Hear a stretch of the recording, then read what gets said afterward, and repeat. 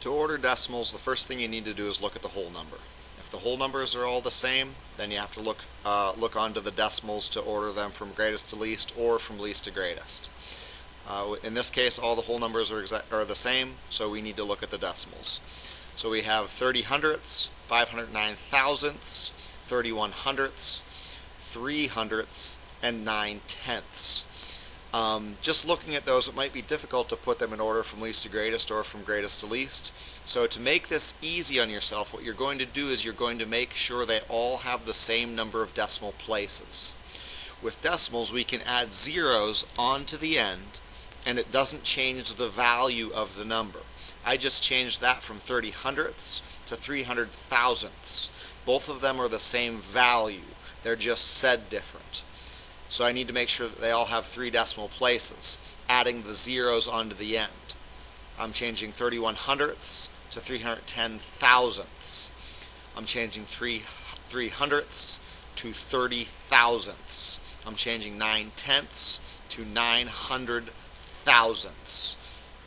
Now that they all have the same number of decimal places, it makes it really easy to order them from greatest to least or least to greatest. So I can ignore the whole numbers, I can ignore the decimal places, and then I just look at these numbers as if they were regular whole numbers, and I can put them in order from least to greatest or greatest to least.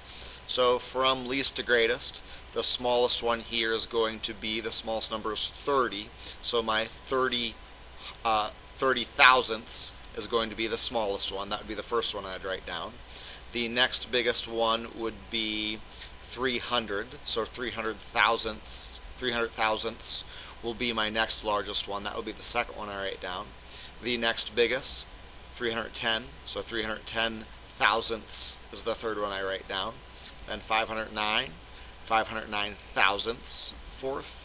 And the largest one is 900 thousandths, so that would be the last one that I write down.